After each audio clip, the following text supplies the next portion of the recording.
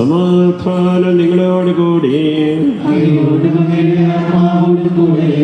വിശുദ്ധ യോഹന്നാൻ അറിയിച്ച കർത്താവ് ഈശോമിശിഹായുടെ വിശുദ്ധ സുവിശേഷം. ഫരിസേയൻ നിക്കോദേമസ് എന്ന പേരായ ഒരു യഹൂദ പ്രമാണി ഉണ്ടായിരുന്നു. അവൻ രാത്രി ഈശോ അടുക്കൽ വന്ന് പറഞ്ഞു, റബ്ബി, അങ്ങ് ദൈവത്തിലുള്ള ഗുരുവാണെന്ന് ഞങ്ങൾ അറിയുന്നു. ദൈവം കൂടിയില്ലെങ്കിൽ ഒരുവൻ നീ ചെയ്യുന്ന അടയാളങ്ങൾ പ്രവർത്തിക്കുവാൻ കഴിയുകയില്ല.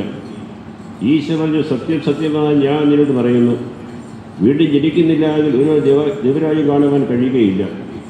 നിക്കോദേമസ് ചോദിച്ച്, പ്രായമനുഷ്യൻ എങ്ങനെ സാധിക്കും? അമ്മയുടെ ഉദരത്ത് വീണ്ടും പ്രവേശിച്ച് ജനിക്കുവാൻ കഴിയുമോ?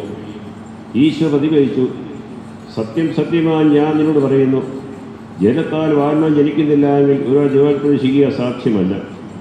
മാംസം ജനിക്കുന്നത് മാംസമാണ്, ആത്മാ ജനിക്കുന്നത് ആത്മാവും. നിങ്ങൾ വീണ്ടും ജനിക്കുന്നത് ഞാൻ പറഞ്ഞതുകൊണ്ട് നീ വിസ്മയിക്കേണ്ട. നാക്കതിന് ഇഷ്ടപ്പെടുത്തേക്ക് വീശുന്നു, അതിൻ്റെ ശബ്ദം നീ കേൾക്കുന്നു. നിങ്ങൾ എവിടെ നിന്ന് വരുന്നുവെന്നോ എവിടേക്ക് പോകുന്നോ നീ അറിയുന്നില്ല. ഇതുപോലെയാണ് ആത്മാ ജനിക്കുന്ന ഏവനും.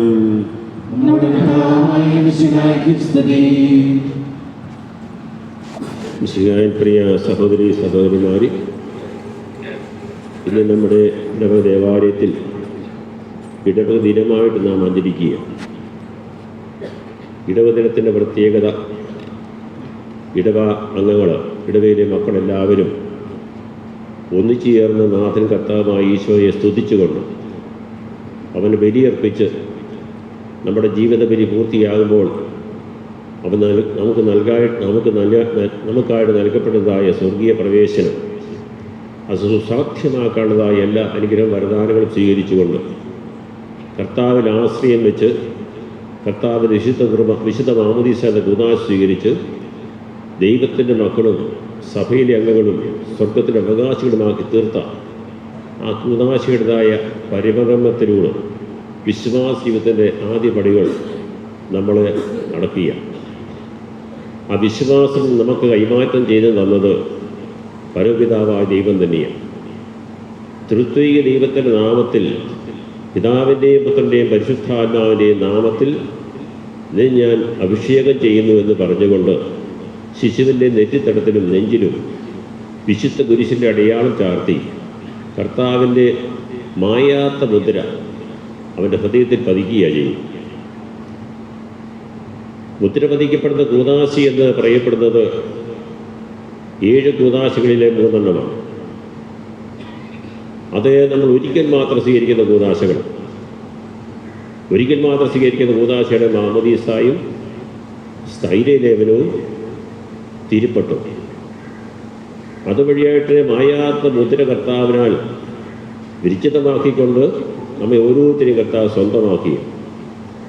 എന്നിട്ട് കർത്താവ് എന്താണ് പറയുന്നത്? ഇനി നിങ്ങൾ അന്യരല്ല, പരദേശികളല്ല, എൻ്റെ സ്വന്തം, എൻ്റെ ഭവനത്തിലെ അംഗങ്ങൾ.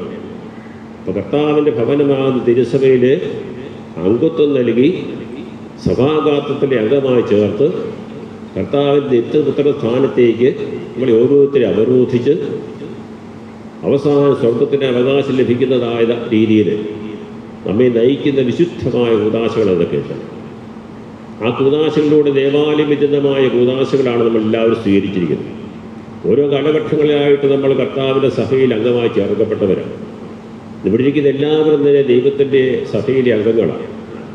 അപ്പോൾ സഭാഗാത്രത്തിലേക്ക് പ്രവേശനം ലഭിക്കാൻ വേണ്ടി ആഗ്രഹിച്ചുകൊണ്ട് അദമ്യമായ ആഗ്രഹത്തോടു കൂടി കർത്താവിനെ സമീപിച്ചതായ ഒരു വ്യക്തിയാണ് കർത്താവ് എന്ന് പരിചയപ്പെടുത്തുന്നത്. ആ വ്യക്തിയുടെ പേരാണ് യഹൂദ പ്രമാണിയായ നിക്കോദേമോസ്. അപ്പം രാത്രിയുടെ ഇരുണ്ട യാമത്തെ കർത്താവിനെ സമീപിക്കുക. രാത്രി ഇരുണ്ട യാമത്തെ കർത്താവിനെ സമീപിക്കുക എന്ന് പറഞ്ഞപ്പോൾ തന്നെ വിശ്വാസത്തിലേക്ക് കടന്നു വരാനായിട്ടുള്ള ഒരു ആഗ്രഹം അവൻ്റെ ഉള്ളിൻ്റെ ഉള്ളുണ്ടായി എന്നുള്ളതാണ്. അപ്പോൾ കർത്താവിനെ കണ്ടുമുട്ടാൻ ആഗ്രഹിക്കുന്ന മനുഷ്യൻ അവൻ്റെ ഉള്ളിൽ തന്നെ ദൈവത്തെ സ്വയമായിട്ട് വരിക്കാനുള്ള ആഗ്രഹം പ്രദർശിപ്പിച്ചുകൊണ്ട് വിശ്വാസത്തിലേക്ക് വരാൻ താല്പര്യപ്പെട്ടതായ ആളാണ്. എന്നിട്ട് കർത്താവിനോട് എന്താ പറയുന്നത്? നീ കൂദാശ സ്വീകരിക്കണം, നീ വീണ്ടും ജനിക്കണം. ആ ജന്മം എങ്ങനെ സാധിക്കേണ്ടത്? പിതാവിൻ്റെയും പുത്രൻ്റെയും പരിശുദ്ധാത്മാവിൻ്റെയും നാമത്തിൽ മാമോദിസ സ്വീകരിക്കണം. ജലത്താൽ ആത്മാവിൽ നീ മാമോദിസ സ്വീകരിക്കണം. ജലത്താലുള്ള മാമോദിസയുടെ പ്രത്യേകത എന്താണെന്ന് ചോദിച്ചാൽ, ജലം നമ്മൾ ഉപയോഗിക്കുന്നതെല്ലാം ക്ഷാളനം ചെയ്ത് ശുദ്ധി വരുത്താൻ വേണ്ടിയിട്ടാണ്. അല്പം ആത്മാവിൽ പുരണ്ടതായ കറ അത് ജന്മഭാവത്താലോ കർമ്മഭാവത്തുണ്ടാകാവുന്നത് കറ. അതിനെ കഴുകി വെടിപ്പാക്കി ദൈവത്തിന് അനുയോജ്യരായ വ്യക്തിയായിട്ട് മാറ്റുന്നതിൻ്റെ സൂചനയായിട്ടാണ് ജലത്താൽ മാംസ സ്വീകരിക്കുന്നത് പറയും. അപ്പോൾ ജലത്താൽ ക്ഷാളനം ചെയ്ത് വിശുദ്ധി വരുത്തി കർത്താവ് തനിക്ക് സ്വന്തമാക്കാനുള്ളതായ ആദ്യത്തെ പരിശ്രമമാണ് ഈ ജലത്താലുള്ളതായ സ്നാനപ്പെടുത്തൽ നടത്തുന്നത്. എന്നിട്ട് പൂശിതതായ ആ തൈലം ദൈവത്തിൻ്റെ ആത്മാവിന് പ്രദാനം ചെയ്യുന്നതിൻ്റെ സൂചനയായിട്ടാണ്. പിതാവിൻ്റെയും പുത്രൻ്റെയും പരിശുദ്ധാത്മാവിൻ്റെയും നാമത്തിൽ പേര് ചൊല്ലി ശിശുവിനെ കർത്താവ് സ്വന്തമാക്കിയ ജോസഫ് എന്നോ ത്രേസ്യ എന്ന പേര് ചൊല്ലിയിട്ട് കുരിശടയാളത്തിൽ നെറ്റിത്തടത്തിലും നെഞ്ചിലും വിശുദ്ധ കുരിശിൻ്റെ അടയാളം ചാർത്തിക്കൊണ്ട് കർത്താവ് സ്വന്തമാക്കിയ. അങ്ങനെ കർത്താവാമിശിയായി സ്വന്തമാക്കപ്പെട്ടതായ ആളുകൾ അവരെ ഓരോരുത്തരെയും നയിക്കേണ്ടത് ദൈവത്തിൻ്റെ ആത്മാവാണ്. അതുകൊണ്ടല്ലേ വിശുദ്ധ സുവിശേഷം പറയും, ദൈവത്തിൻ്റെ ആത്മാവ് നയിക്കപ്പെടുന്നവൻ മാത്രമേ ദൈവത്തിൻ്റെ മകനൊന്നോ മകളോ ഒന്നോ വിശേഷിപ്പിക്കാൻ പോലും യോഗ്യതയുണ്ടാവുകയും. ദൈവത്തിൻ്റെ ആത്മാവിന് നായകത്തിന് കീഴിൽ ജീവിക്കുമ്പോഴത്തേക്കാണ് തെറ്റുകൂടാതെ വഴിപിഴയ്ക്കാതെ ദൈവത്തിൻ്റെ വഴിയെ സഞ്ചരിക്കാൻ നമുക്ക് വേണ്ടതായ സതുപദേശം നൽകിക്കൊണ്ടിരിക്കുന്നത് നമ്മുടെ ഉള്ളിൻ്റെ ഉള്ളിൽ വസിക്കുന്ന പരിശുദ്ധാത്മ വഴിയാണ്. തെറ്റുകൂടാതെ ജീവിക്കാനായിട്ട് മനുഷ്യൻ സാധ്യമാണെന്ന് വരികിൽ ദൈവത്തിൻ്റെ ആത്മാവിൻ്റെ ഉള്ളിലിരിക്കുന്ന ദൈവത്തിൻ്റെ ആത്മാവിൻ്റെ പ്രചോദനം നമുക്ക് നൽകിക്കൊണ്ടിരിക്കും. ആ പ്രചോദനത്തിലാണ് നമ്മളെല്ലാവരും നേരായ മാർഗം സ്വീകരിക്കേണ്ടത്. അതിനെയെല്ലാം പാടെ അവഗണിച്ചു കൊണ്ടുവന്ന് പോകുന്ന മനുഷ്യനാണ് ദൈവത്തിന് നിരക്കാത്തതായ രീതിയിൽ ജീവിക്കുന്നതും പ്രവർത്തിക്കുന്നതും. അവൻ ദൈവത്തിന് അകന്നു പോകുന്നവനാണ്. ദൈവത്തിൽ ജീവിക്കുന്ന മനുഷ്യൻ എപ്പോഴും ദൈവത്തിൻ്റെ ആത്മാവിൻ്റെ പ്രചോദനമനുസരിച്ച് ജീവിക്കാൻ തന്നെ സ്വയം വിട്ടുകൊടുക്കും. അത് സാധിക്കാതെ സ്വന്തം വഴിയെ പോകുവാൻ ഈ ലോകത്തിൻ്റെ വഴിയെ സഞ്ചരിക്കാൻ ആഗ്രഹിക്കുന്ന ആളുകളാണ് ദൈവത്തിൻ്റെ വഴി വിട്ടുപോകുന്നവർ. അവർ ഈ ലോകം കൊണ്ട് നിർത്തിപ്പെടേണ്ടി വരും. ഈ ലോകത്തിൻ്റെ ജീവിതം എന്ന് പറഞ്ഞാൽ താൽക്കാലിക ക്ഷണികമാണ്. നിത്യമായിട്ട് വസിക്കാൻ പര്യാപ്തമായ ഇടമല്ല മനുഷ്യന് ലോകമെന്ന് പറയുന്നത്. സ്ഥായിയായ ഒരു സ്ഥാനം ഈ ലോകത്തിൽ മനുഷ്യൻ പ്രതീക്ഷിക്കണം. ഇത് വിട്ടുപേക്ഷിക്കേണ്ട സ്ഥലമാണ്.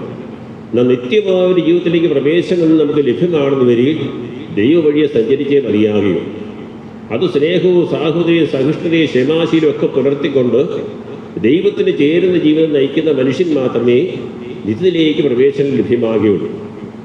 ജ്ഞാനം, ബുദ്ധി, വിജ്ഞാനം, അറിവ്, വിവേകം ഇതെല്ലാം നൽകിക്കൊണ്ട് ദൈവത്തിൻ്റെ ആത്മാവ് നമ്മളെ ഓരോരുത്തരെയും ഓരോ നിമിഷത്തിലും നമ്മളെ നയിച്ചുകൊണ്ടിരിക്കുകയാണ്. ആ ആത്മാവിൻ്റെ സ്വരം കേൾക്കാനായിട്ട് ഹൃദയത്തിൻ്റെ അന്തരാളങ്ങൾ നമുക്ക് സാധ്യമാകണം. ഹൃദയത്തിൻ്റെതായ മാറ്റവും പരിശുദ്ധാത്മ വഴിയാണ് ഉണ്ടാകുന്നത്.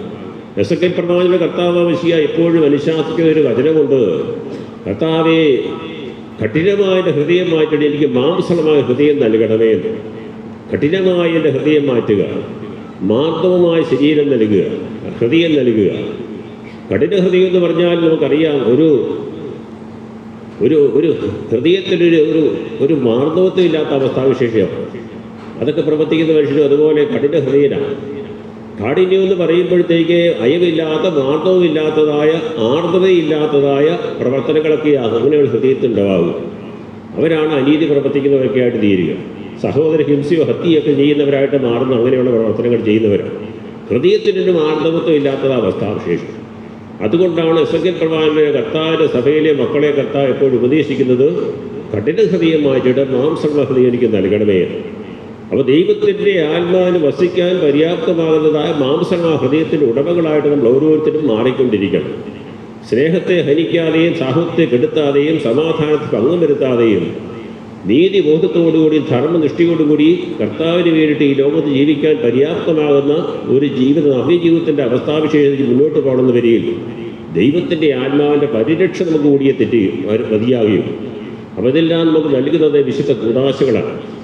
പ്രായത്തിൻ്റെ ഓരോ പരിധിയിലും കർത്താവ് നമുക്ക് ഓരോ കൂദാശകൾ നൽകിക്കൊണ്ട് നമ്മളെ ഓരോരുത്തരെയും ഓരോ കൂദാശകളോട് വളർത്തിക്കൊണ്ടിരിക്കുക.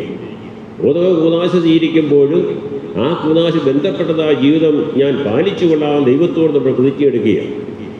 അങ്ങനെ ആ ദൈവത്തോട് നൽകപ്പെട്ടതാ പ്രതിജ്ഞയുടെ സത്യപ്രതിജ്ഞയുടെ അടിസ്ഥാനത്തിൽ നമ്മുടെ ജീവിതത്തെ കർത്താവിന് വേണ്ടി രൂപപ്പെടുത്തിക്കൊണ്ട് ജീവിക്കുമ്പോഴത്തേക്കാണ് ദൈവം നമ്മൾ പ്രസാദിക്കുക. യഥാർത്ഥ ദൈവാനുഗ്രഹം എന്ന് പറഞ്ഞാൽ ദൈവത്തിൻ്റെ പ്രസാദവും ദൈവത്തിൻ്റെ പ്രീതിയും നമ്മൾ ഉള്ളപ്പോഴത്തേക്കാണ്. ദൈവം എന്നിൽ പ്രസാദം കണ്ടെത്തുന്നുണ്ടോ? കർത്താവിൻ്റെ വിശുദ്ധ കൂദാശ മാംസ എന്ന കൂദാശയുടെ വേളയിൽ കർത്താവിന് വേണ്ടി സ്വർഗം തുറക്കപ്പെട്ട് സ്വരമുണ്ടായെന്ന് അവിടെ പറയപ്പെടുന്നുണ്ട്. എന്താണ് പറഞ്ഞത്? ഇവൻ എൻ്റെ പ്രിയപുത്രൻ, ഇവന് ഞാൻ സംപ്രീതനായിരിക്കുന്നു. അപ്പോൾ വിശുദ്ധമായ കൂദാശ സ്വീകരിച്ചുകൊണ്ട് ദൈവവഴിയെ സഞ്ചരിക്കാനായിട്ട് ദൈവത്തിൻ്റെതായ നിയോഗം നിർവഹിക്കാൻ വേണ്ടിയിട്ട് ഇബ്രാഹിം നമ്മൾ വായിക്കുന്നത്, പിതാവാ ദൈവമേ നീ എനിക്ക് ശരീരം സജ്ജമാക്കി അതുവഴി അതിൻ്റെ ഹിതം നിർവഹിക്കാൻ ഞാൻ വരുന്നു എന്ന് പറഞ്ഞുകൊണ്ടാണ് മിശിഹാ തമ്പുരാൻ ഈ ലോകത്തേക്ക് കടന്നു വന്നത്.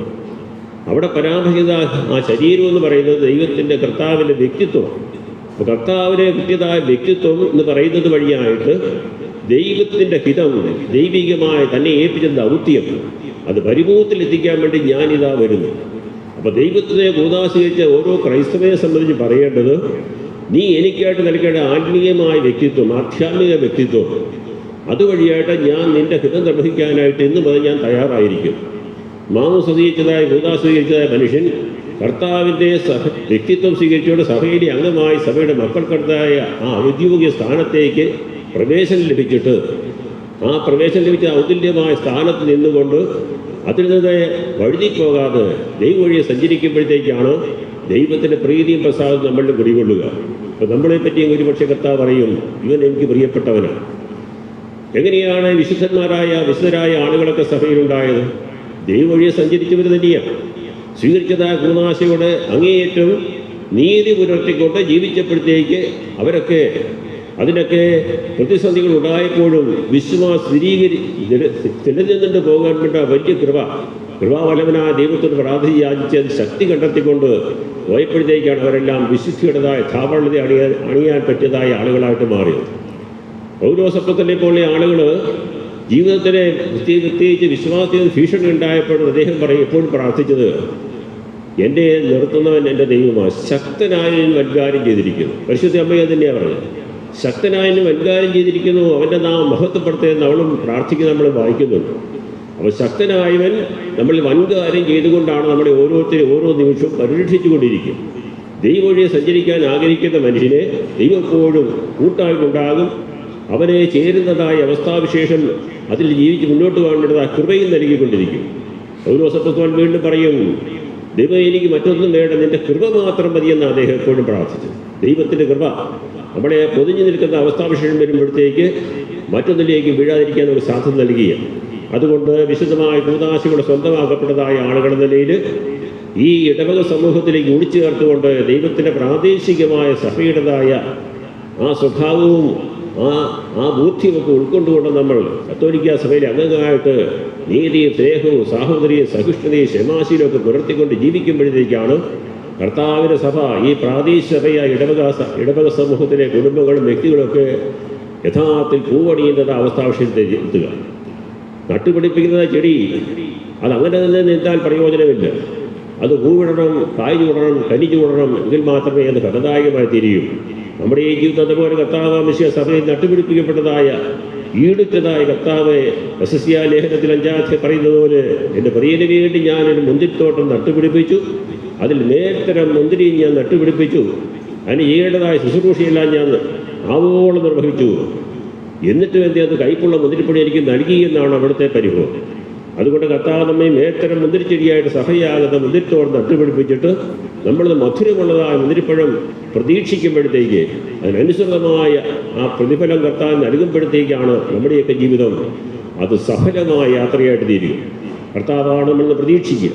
അതുകൊണ്ട് നമ്മുടെയൊക്കെ ഓരോരുത്തരുടെയും വ്യക്തി ജീവിതത്തിന് കാരണക്കാരനായ ദൈവത്തിൻ്റെ മുമ്പിൽ എപ്പോഴും ശിരസ് നമിച്ചുകൊണ്ട് ദൈവത്തെ സ്തുതി എന്നുള്ള വചനത്തോടുകൂടി വരുന്ന എല്ലാം കർത്താവിനാൽ നൽകപ്പെട്ടതാണതായ തെളിഞ്ഞ മനസ്സോടുകൂടി ദൈവത്തിൽ നന്ദി പ്രകാശിപ്പിച്ചുകൊണ്ട് തുടർന്ന് വരുന്നതായ ജീവിതത്തിൽ കർത്താവിൻ്റെ കൃപയും എനിക്ക് ധാരാളം ലഭ്യമാക്കാൻ അതിൻ്റെ വേണ്ട ഉൾക്കരുതും ഒക്കെ ലഭിക്കാൻ വേണ്ടി ശക്തനാക്കുന്നതിൻ്റെ ദൈവമാണെന്നുള്ളതായ പൗലോസിൻ്റെ പരാമർശത്തോട് ചോദിച്ചുകൊണ്ട് എന്നെ ശക്തിപ്പെടുന്ന ദൈവമാണെന്നുള്ളതായ ആ ചിന്തയിൽ ഇപ്പോഴും ദൈവത്തിനെ സമർപ്പണം ചെയ്ത് ജീവിതം നയിക്കുവാൻ വേണ്ട കൃപയ്ക്കായിട്ട് നിർത്തിയും പ്രാർത്ഥിക്കാം.